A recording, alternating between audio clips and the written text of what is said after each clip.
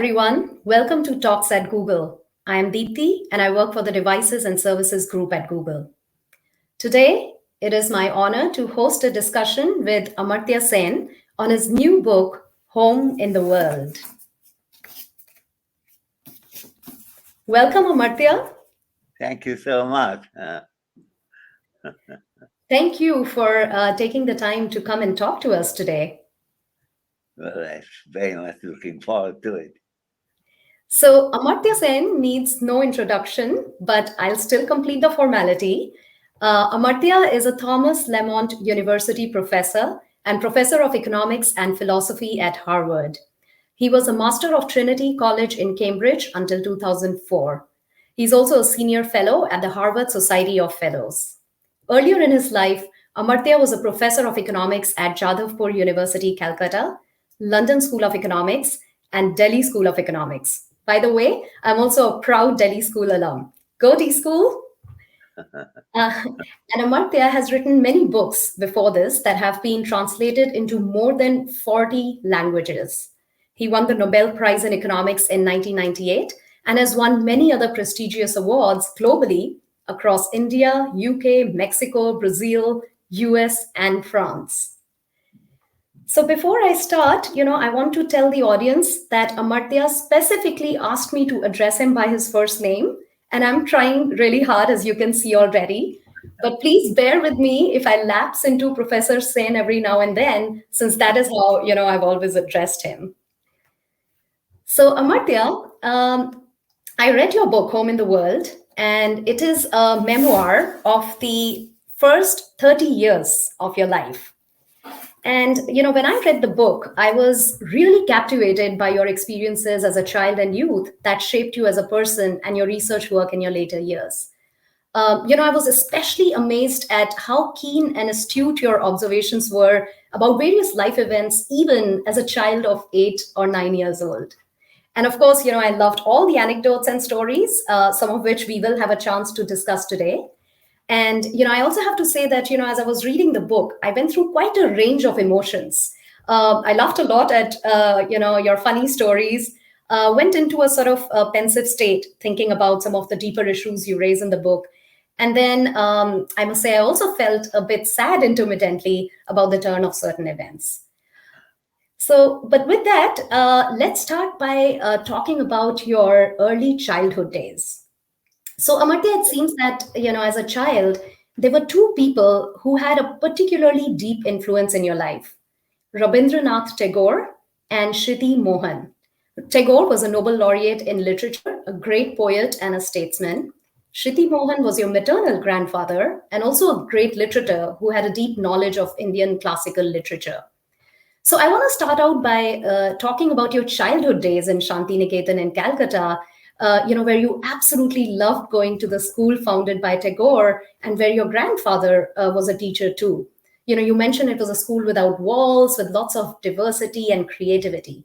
So tell us more about your Shantiniketan experience.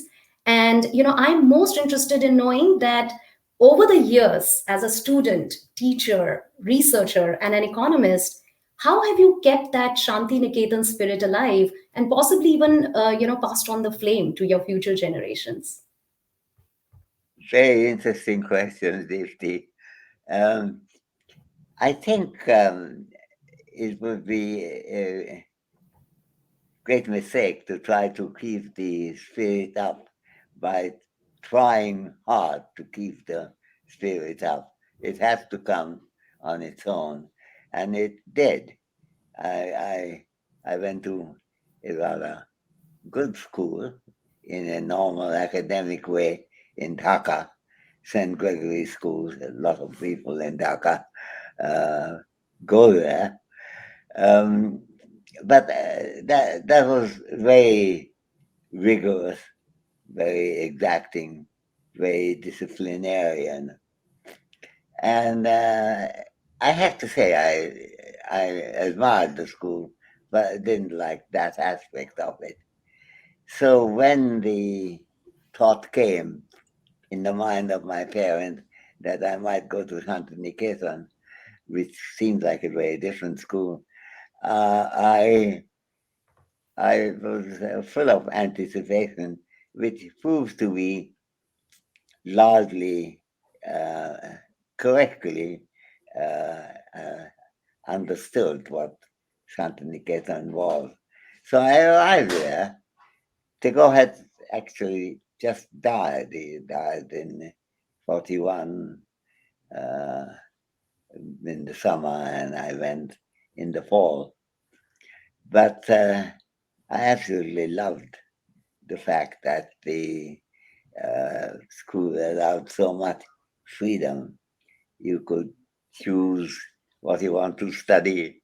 The library was open shelf and goes on to 4 or 5 floors, and you can be there anytime and do what you like. I absolutely love the fact that I could, for the first time in my life, choose anything I wanted to read.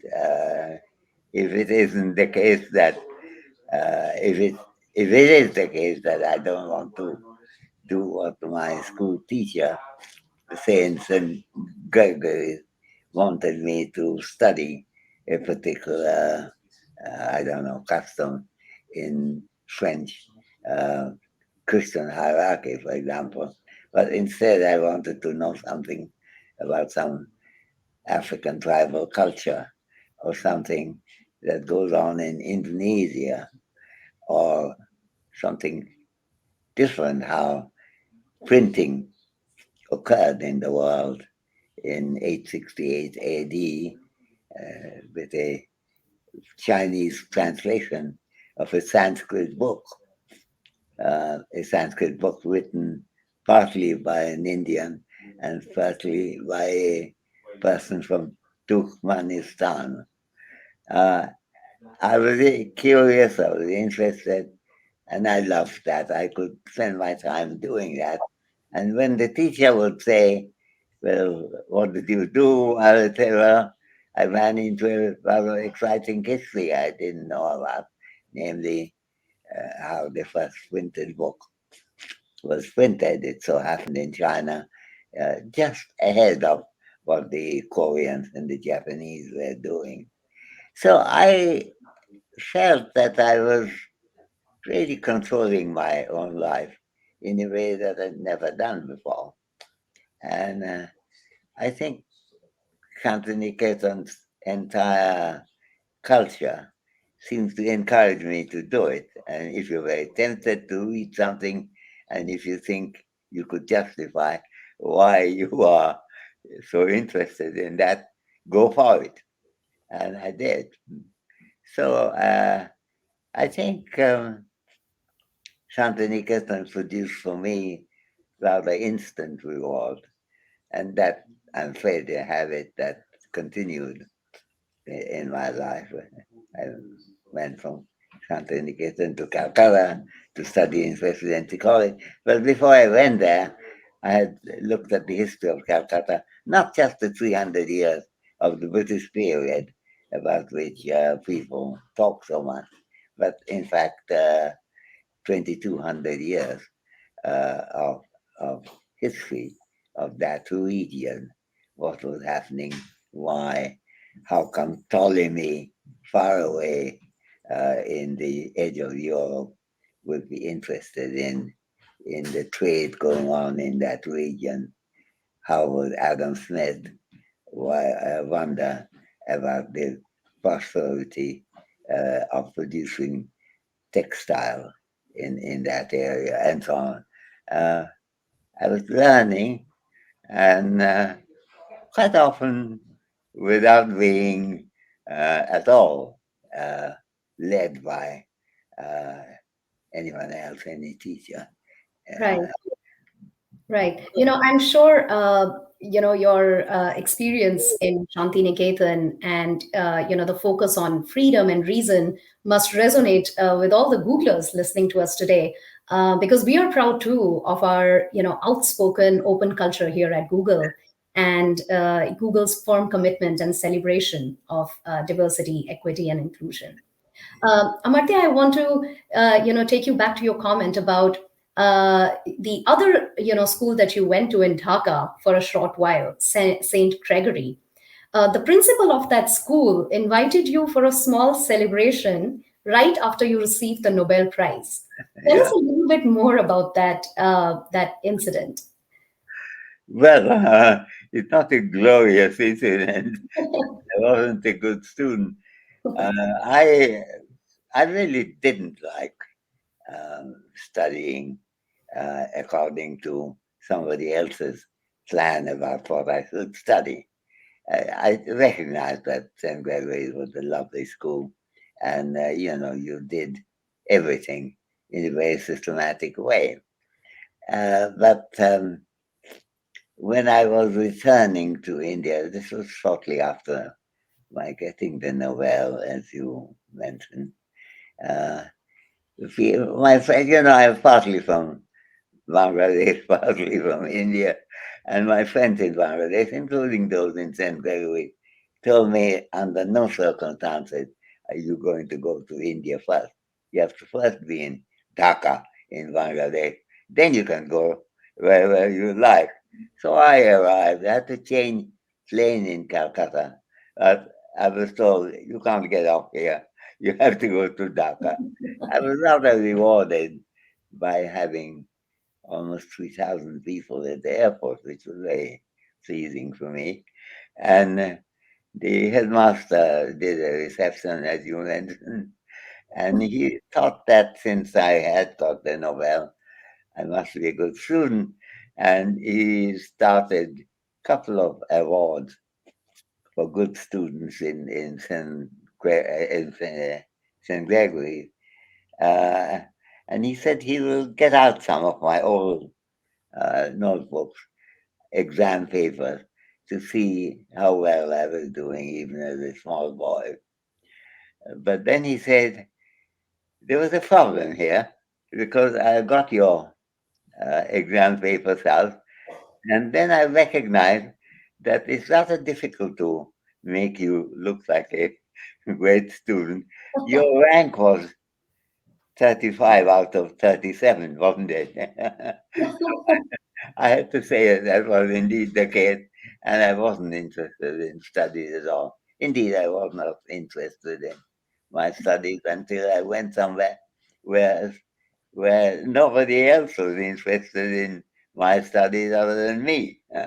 So anyway, so he had a problem. He somehow managed it by saying that, well, uh, his talents may have emerged later, but he was already rather talented. A statement that may not quite be true. So Right. I enjoyed that, and I enjoyed chatting with his master. Very nice guy, and he was quite curious as to what I felt like, the disciplinarian, strong culture of St. Gregory's. And I said that I didn't really, I could understand the point of it. I couldn't say that I enjoyed it. Uh, and I put in a little lecture about why enjoyment is rather important for education. And so that's how our conversation went. But I was both pleased with the St. Gregory's rigorous tradition of good, firm, disciplinarian education, and at the same time, uh, being able to reflect back at it in the Right. and not hold it against me that I wasn't performing extraordinarily well. Right. It's a note to parents of all the students out there who may think that their students are not getting grades in school up to their expectations. So know that you can still go on to doing great things in life, even if you are not getting the best grades in school. So next, Amartya, I want to talk about Shiti Mohan, your maternal grandfather. He was a man with liberal ideas. He promoted tolerance and respect for all religions and people from all stratas of the society, even at a time when caste and class divisions were rampant. And one of the things that struck me was your relationship with him and the debates and, insightful discussions you used to have with him as early as 11 years of age. And, this really stood out for me because in my own personal experience, traditionally in India, children were not encouraged to question and definitely not debate with the elders. I was often considered rude, ill mannered, and talking back. We'd often hear our elders in India say, "Hey, we've seen more of the world than you have. So just listen to us and you'll be fine." Yeah. So tell me, what was it about your relationship with your grandfather that allowed you to have such debates with him, and how did that influence you later on? It's a very interesting question that you're asking, Divti. Um, I was sent to Shantiniketan rather than staying in Dhaka, partly because the war is going on, and my father was convinced that the Japanese bombing would extend to Calcutta and Dhaka. And therefore, I went to a little town nobody heard of named Shantiniketan, at least Japanese bombers had not. So I was staying with them, and he was a curious man too, and he was reading various things. For example, while I was there, he started reading J.B.S. Haldane's book about the size of people, why we have to be of the right size, and so on. And sometimes he wanted to ask me a question about that. Have you thought about what this thing that Holden is saying? And we discussed and we debated. But of course, he was a great Sanskritist. He was also a great expert in the medieval poetry of the Hindu Muslim mixed poetry of Kabir, Dadu, and he knew a lot about Nanak and Mirabai and so on. So I was interested in them, and and I asked him why, uh, what's so special about, say, Kabir. Now, Kabir was born in a Muslim family, but was his own religion included Hindu thought as well as Muslim thought, as well as some other thought.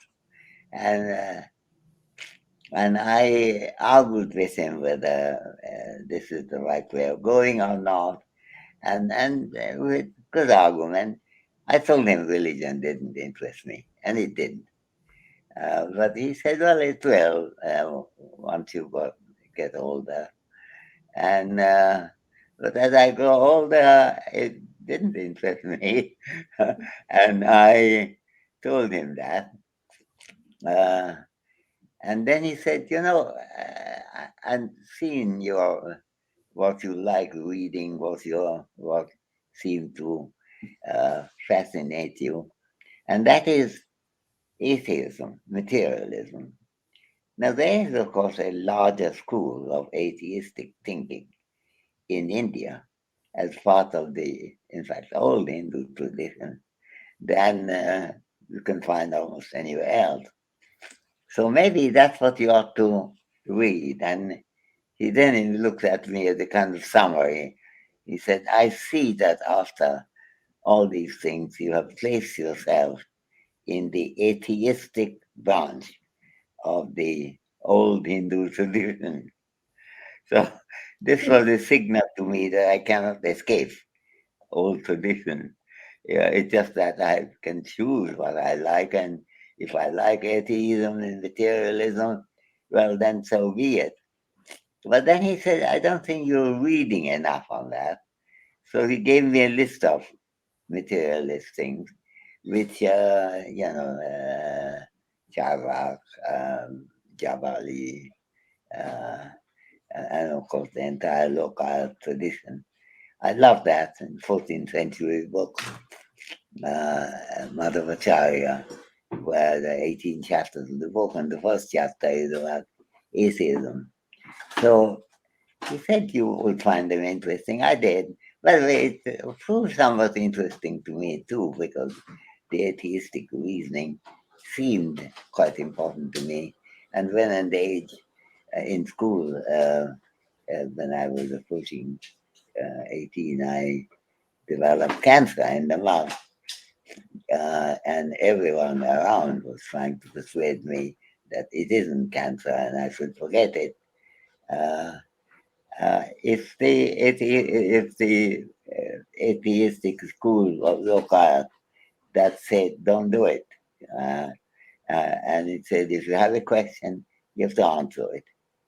And if you see a material object, look for an explanation in other material objects. You will not find an answer in religious thinking about that. So that made me quite determined to go to doctors who might know the answer to that. Modern day, it turned out to be radiotherapists.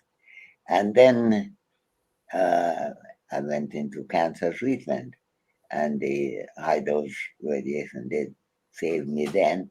It saved me, I believe, another time when at the age of 84, I developed cancer of another part of my body again.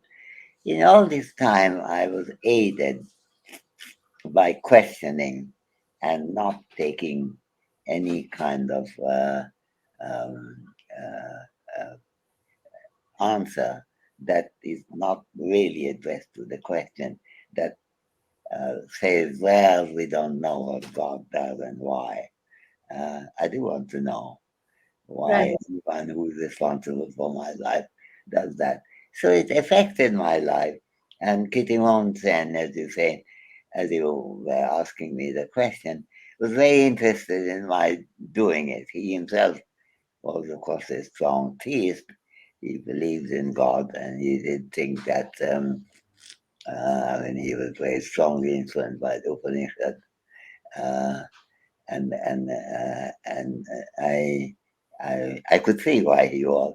So that those were funny days for me because we disagreed, and he had enough respect for my young way of thinking, to encourage me to say, "Okay, tell me. So why do you insist on this? What makes you think that it's likely to be right, and so on?" And I think.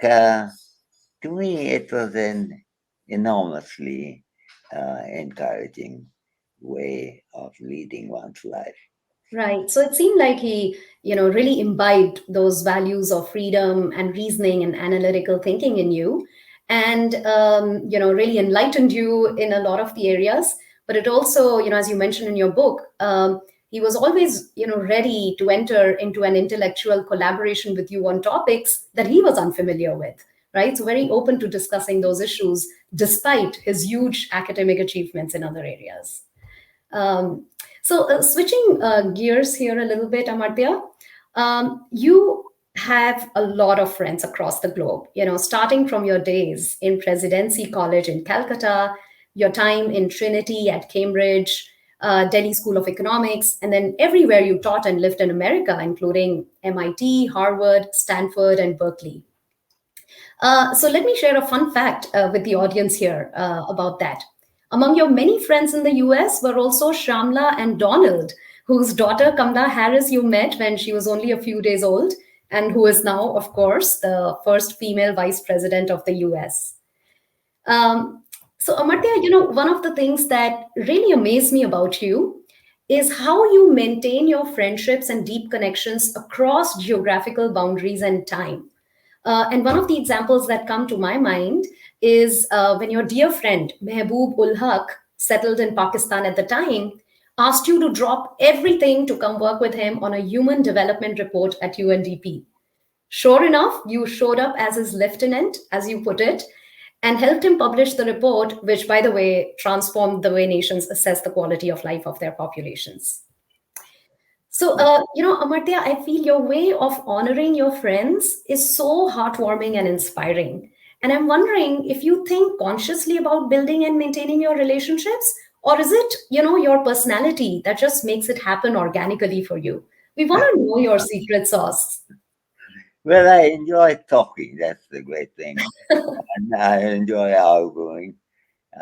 Kamala's father, Don Harris, happened to be a student of mine in the sense that I was in his thesis committee while he was doing his doctorate, which I enjoyed. I knew Kamala's mother as well, who was a very promising um, medical scientist. And uh, Kamala was just born, so but I remember even as a small child, her grumbling when her parents' friends made too much noise for her to lead a good life. And, uh, that was enjoyable. Obviously she was 1 week or 2 weeks old. Mahbub and others like Rahman Subhan and many others were very close friends in my student days.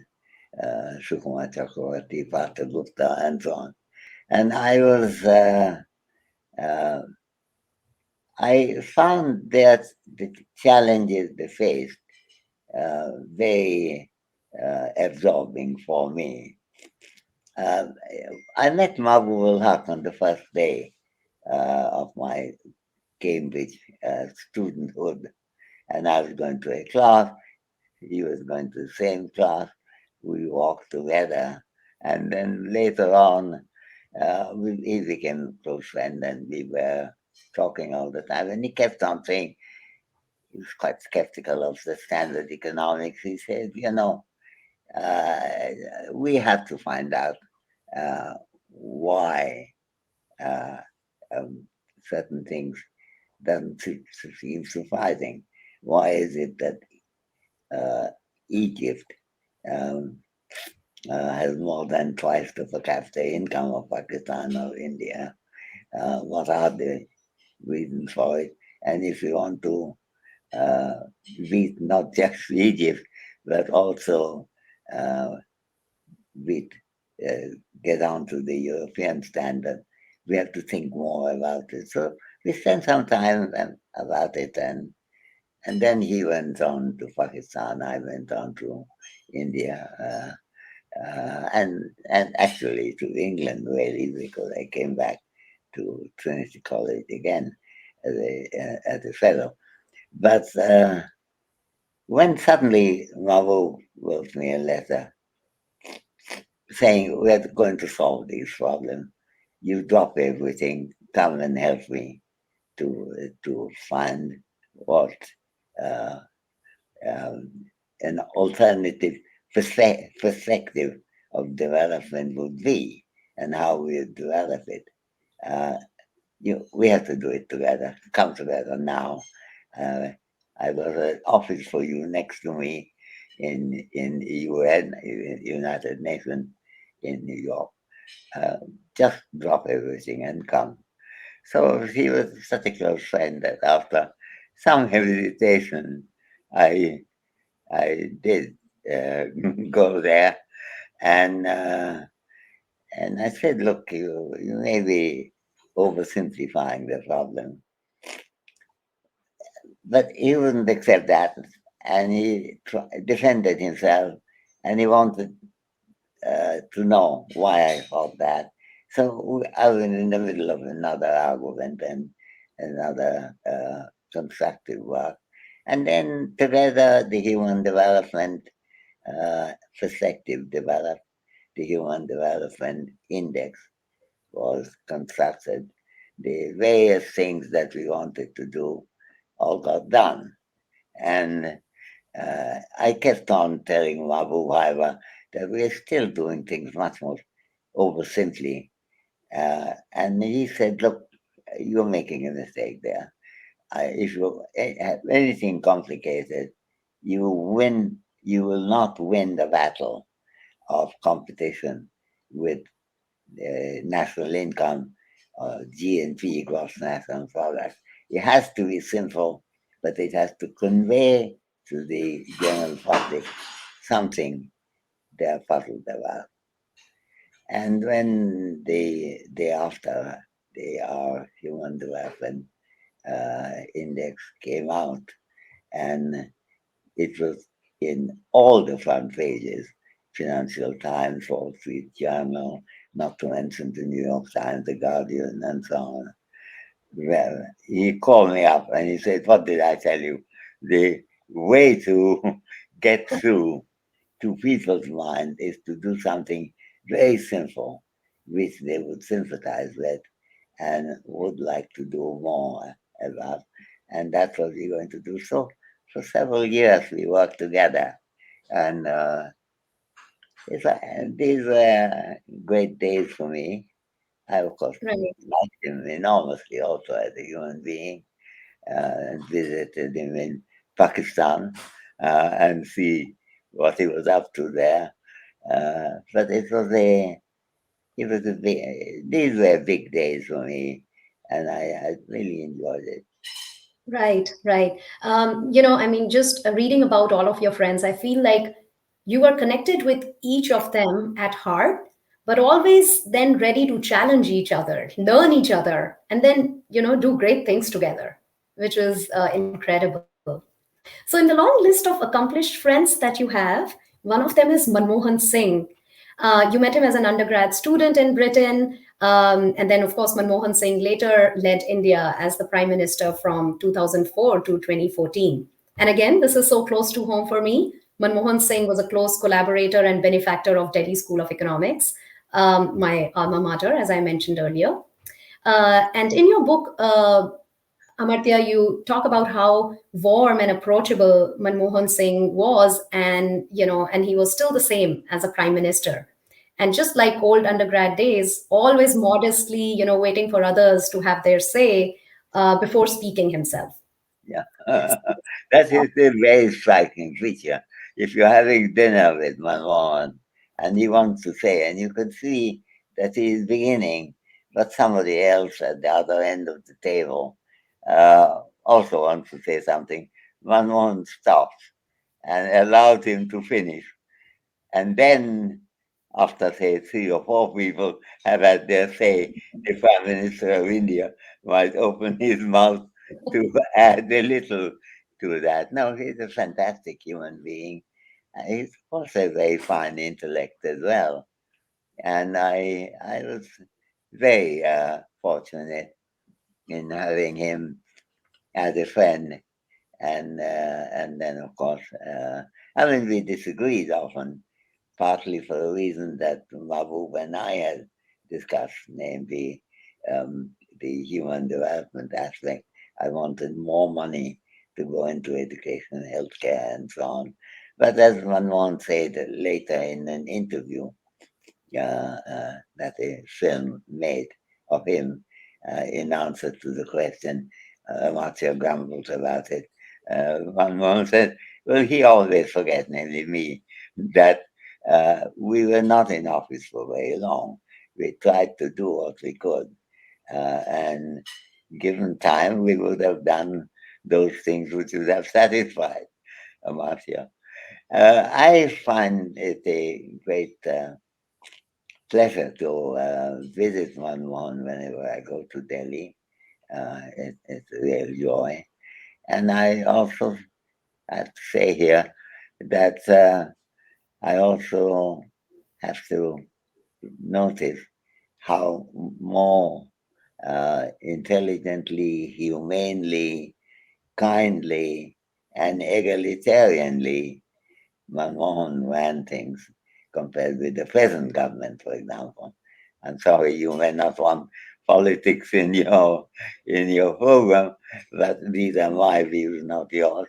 And I have to say, it's Manmohan's generosity, Manmohan's willingness to face the world and on an egalitarian footing was enormously important for me. Also, there wasn't the sectarianism that Hindutva often brings.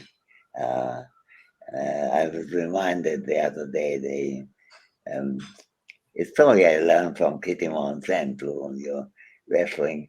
It's his elder brother in their village.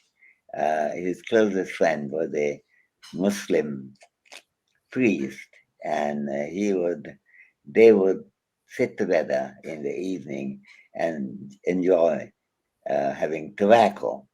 And one occasion when they were doing that in the evening, when a Hindu priest called Chakravarti was going past, so the Muslim uh, um, um, uh, priest, who was the host, uh, he told Chakravarti, please come and join us. We are enjoying this tobacco tremendously. It's very good tobacco. Please do come to visit. And the Chakravarti said, look, I am a high caste Hindu and you are merely a Muslim priest. Uh, we cannot have a natural friendship. Uh, with Kitty Sen brother of Manmohan was rather shocked by this reply. But the Muslim priest uh, replied, saying, you know, you are making a mistake.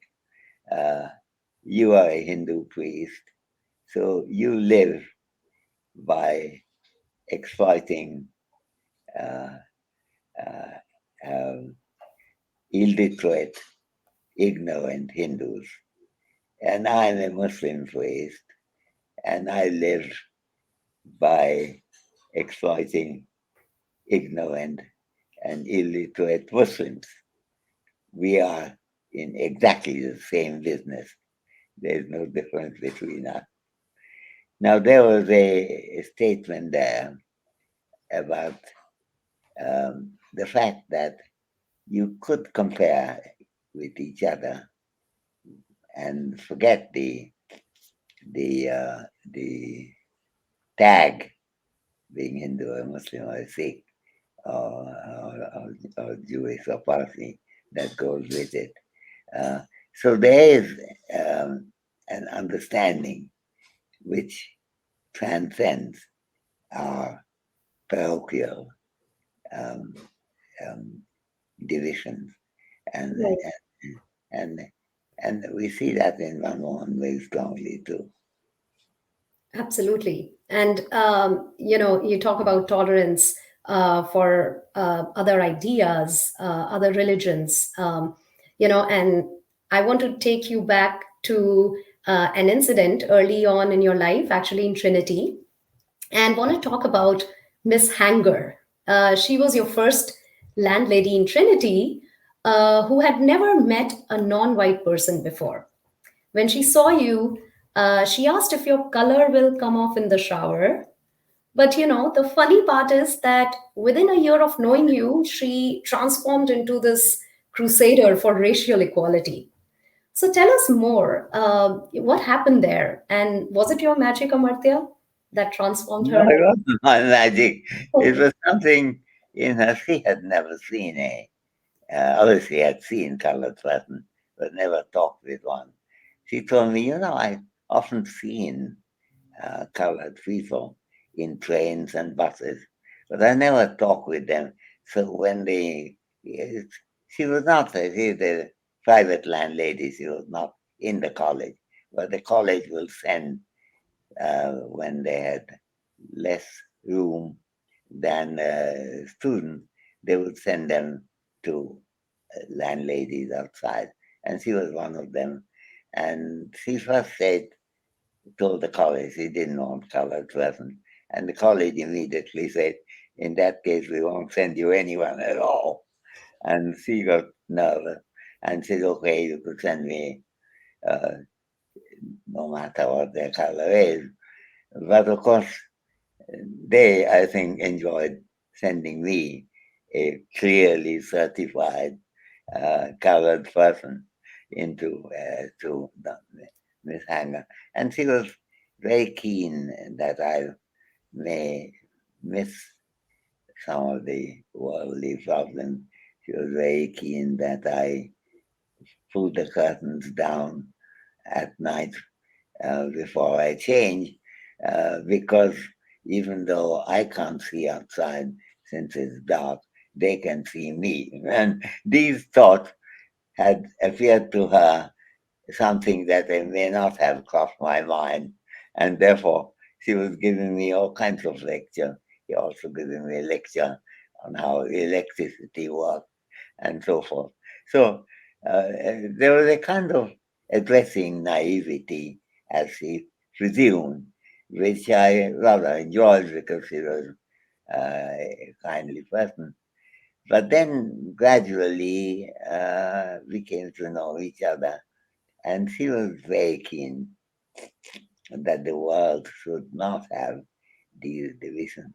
She was a great, very keen on dancing, and she went to a dance club every Friday and Saturday evening.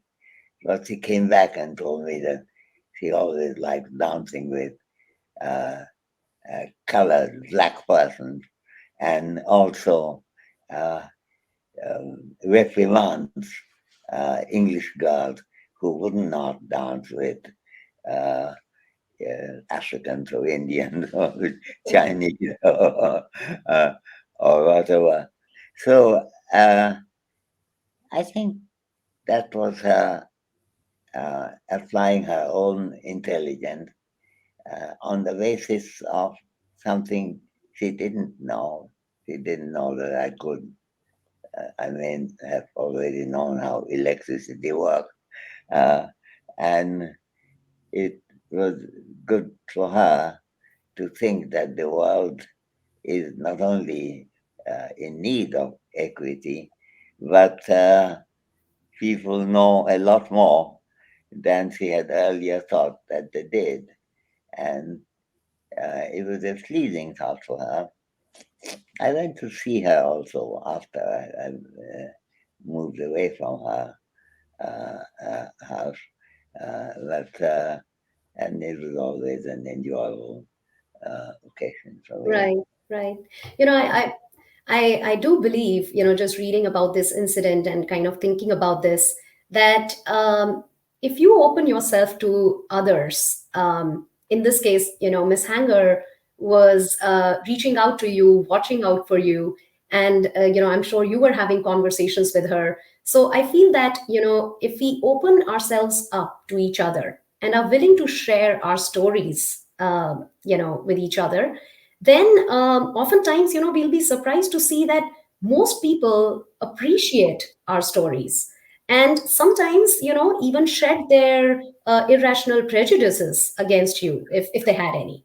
So my takeaway here was, give other people a chance, own your story, share your story with them, and learn about them. Yeah, I know it is an interesting thought. Let me say an incident which is not in the book. Um, since I was staying there would be often laundry generated. I washed a lot of my own laundry, and I couldn't afford to pay for someone. But I had a couple of shirts which I had bought, which were made of the newly emerging um, artificial material, not cotton textile, but made material by uh, some kind of nylon. In those days, they were early nylon. And she thought she would help me when I was away by ironing a couple of shirts. But as she tried to iron, those nylon in those days would suddenly melt because it's too hot for them. And then she was very embarrassed because instead of trying to help me by ironing my shirt, what she had done is to make the shirt melt and be unusable. So when I came back, she said, I've done something terrible. And then we had a discussion. I said, look, you didn't do anything terrible. You were trying to do some good, namely getting my shirt ready. And he said, yeah, but look at what has happened to that. So I said, well, the intention surely was for you to help me. And we had a good discussion. And at the end of it, because he was uh, offering to pay me the price of the shirt, and I said, under no circumstances could I take that. And at the end of it, he said, gosh, you have explained to me why I don't have to pay you. Thank you very much indeed. So there she went away happy that she had not done such a harmful thing. And I was quite impressed that she listened to my argument seriously that there is an asymmetry between someone is trying to help another person and someone is doing harm to others.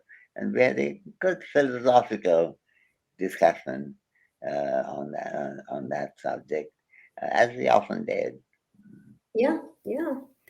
So next, Amartya, I want to talk to you about sense of belonging. I'm a first-gen immigrant in the U.S., and I have many close relatives who settled in London and the U.S. in the 60s and 70s, including my own parents who lived a glorious life in the U.S. in the 70s and then later decided to move back to India for good.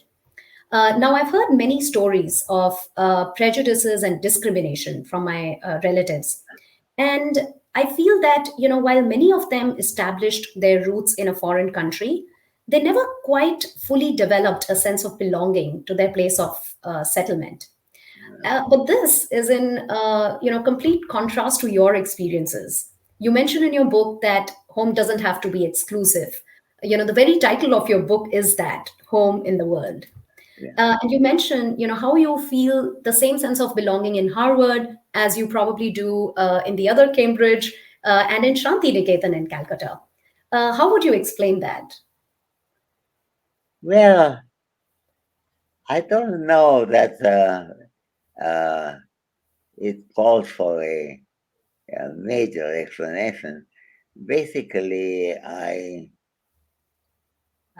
I find people very interesting, and I was involved with that, and new people I meet, uh, unknown people. When I arrived in Cambridge first, I didn't know anyone other than a Pakistani chap. And I wrote to him saying, could you fix a room for me? And he said, okay, you can stay with the same landlady as me. And I arrived. The landlady was, however, very, very strict. And she immediately started, not like Mrs. Hanger at all, but she immediately started complaining about my Pakistani friend because he used to pray and therefore he had uh, he was washing his feet and so on all the time. And in those days in England, you have to pay a shilling or something like that for the hot water in a bath. And so the landlady was accusing him of having a bath without paying for it. And he was saying, I don't take a bath, I just wash my feet before my prayer. So we had a good discussion on that.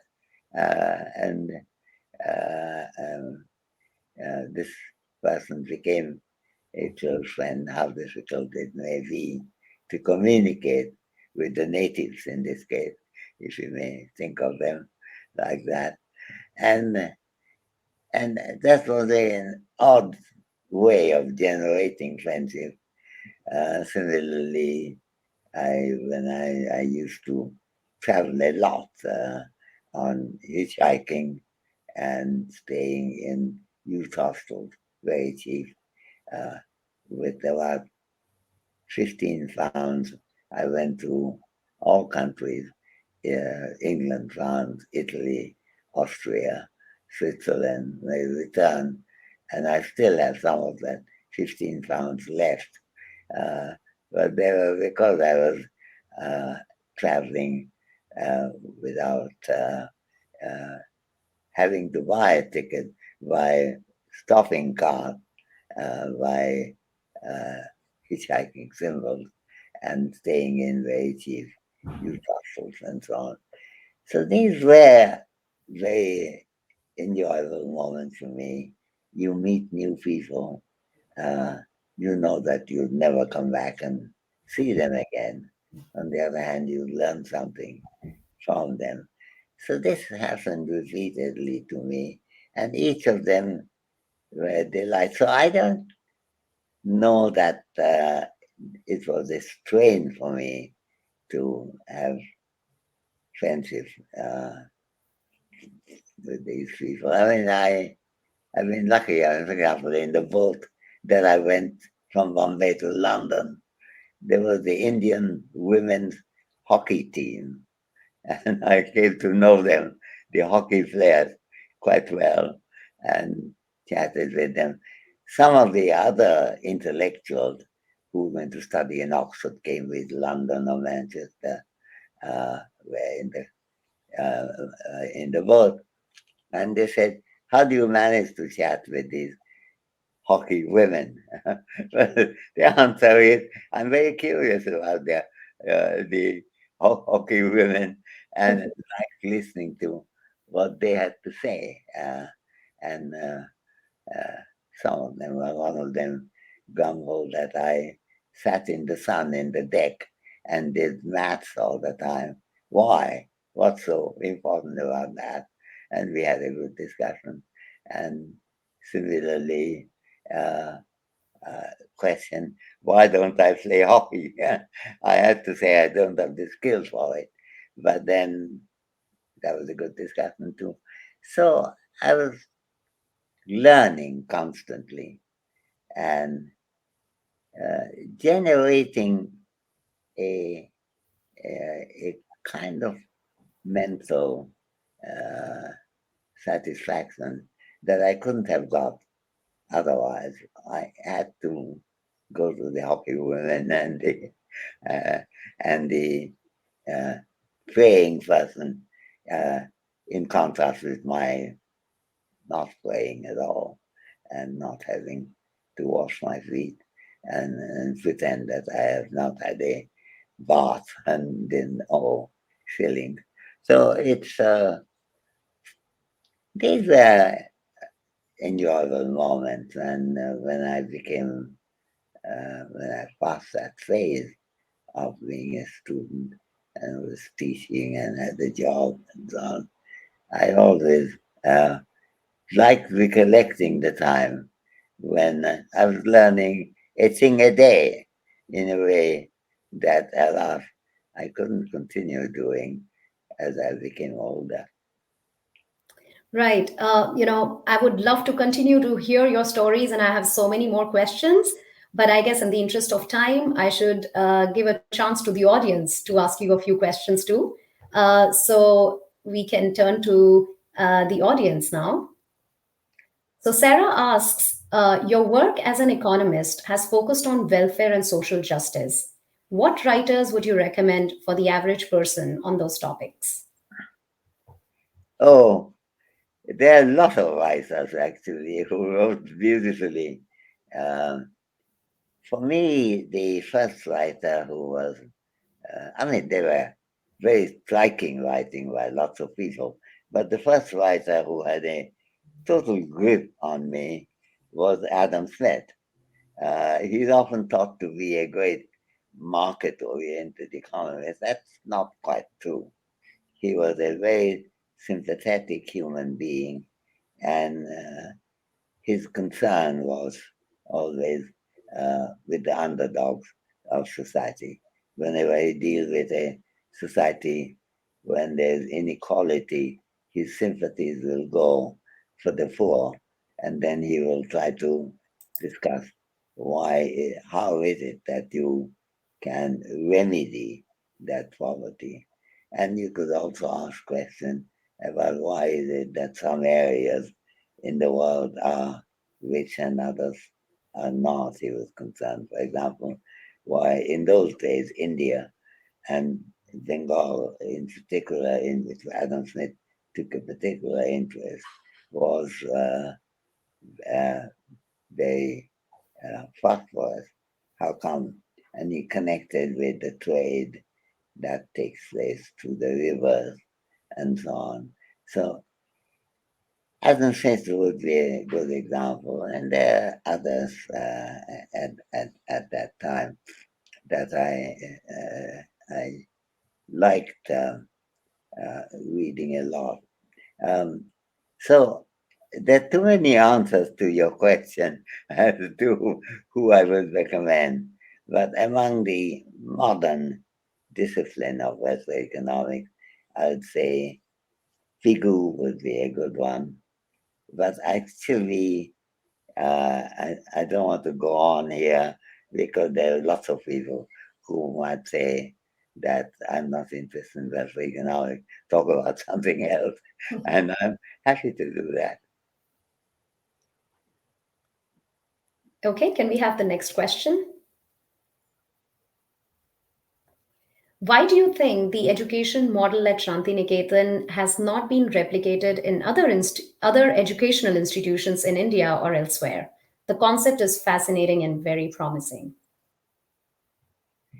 I think that's a very good question, too.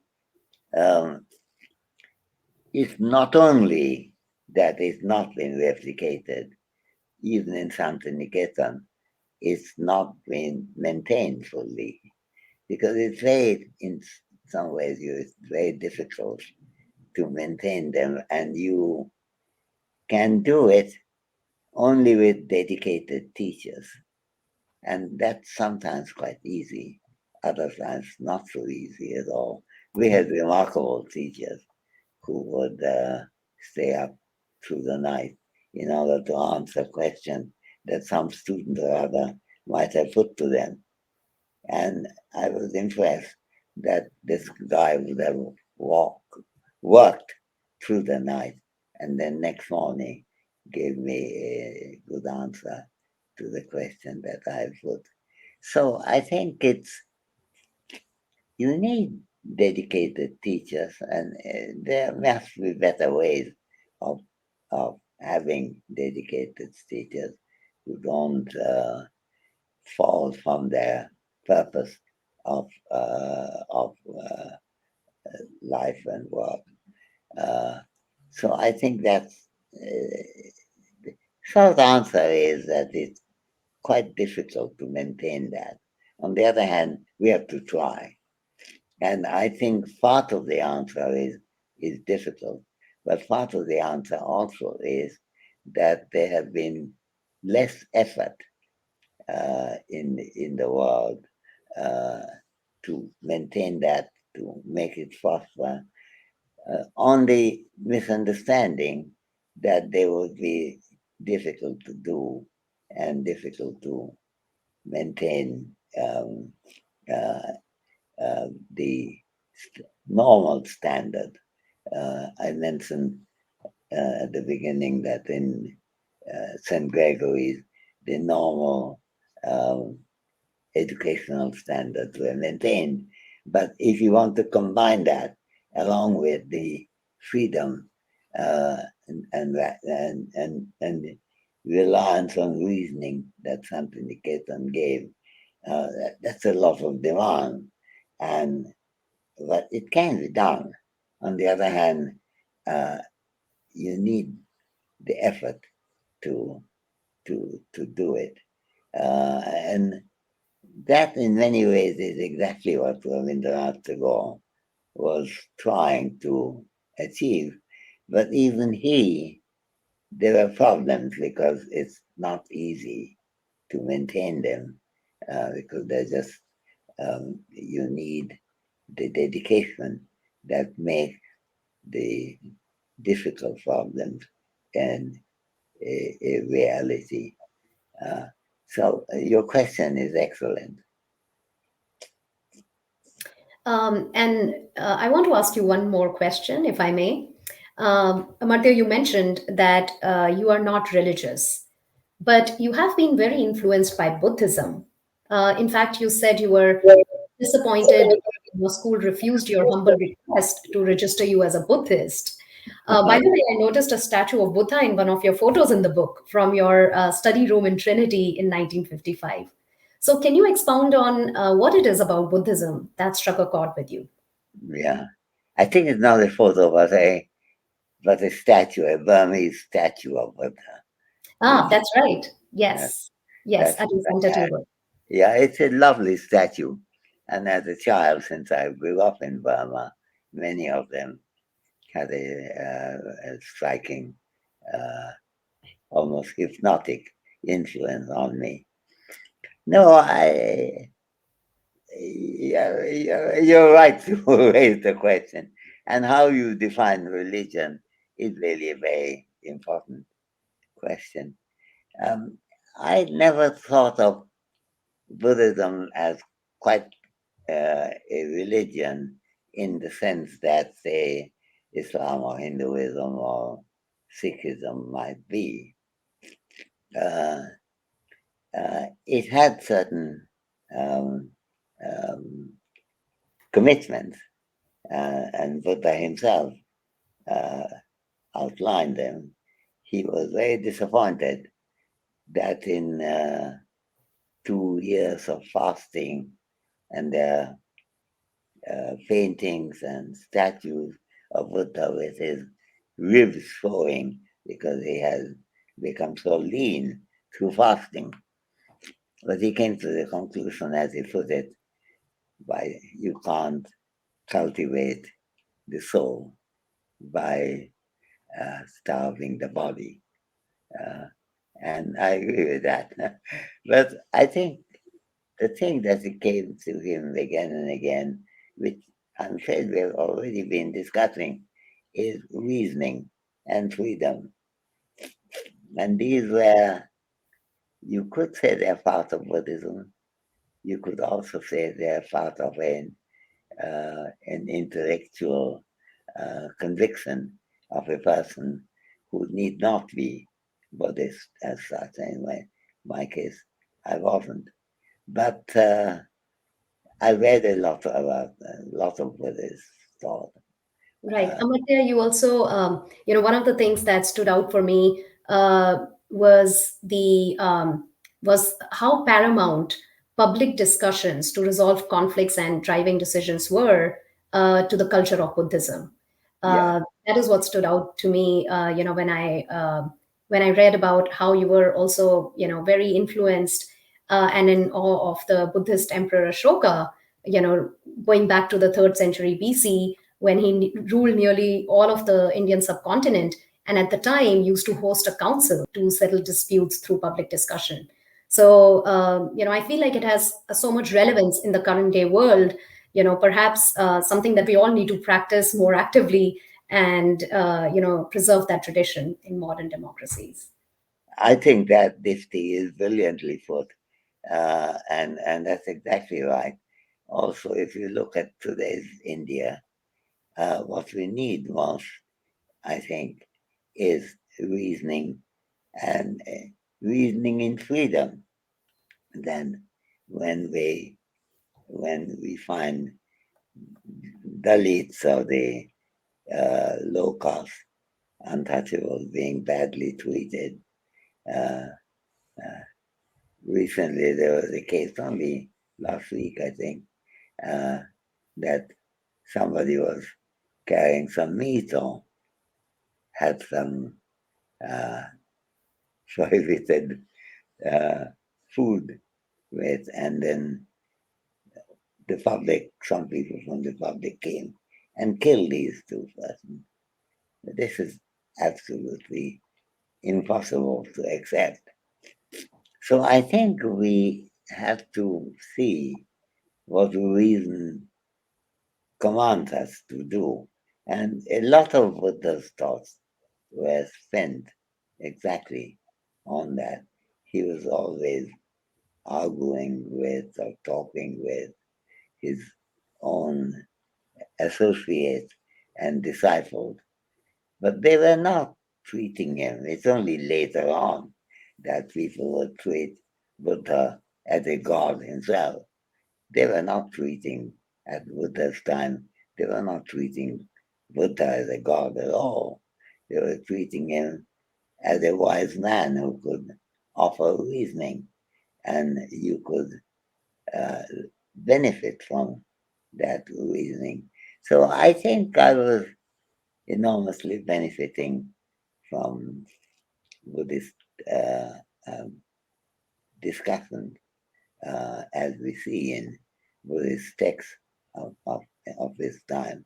And also the curriculum universities like Nalanda, which was a Buddhist university in the started in the 4th or 5th century AD. And it was interesting that the focus there in Nalanda University, to which students came from everywhere, from China, from Japan, from Korea, from Thailand, and so on. And they, one of the main instruments of education was arguing, uh, disagreeing, and then defending your position. And then, if you feel persuaded by the position of others who disagree with you, then to accept it. So I think it's that tradition, which is among the best parts of the Indian tradition. I'm afraid a lot of Indian uh, tradition doesn't go in that direction. But when it does, and Buddha is not the only one, there's a number of that you see. Well, the Upanishads are full of arguments of that kind. They are brilliant ways of sharpening your mind.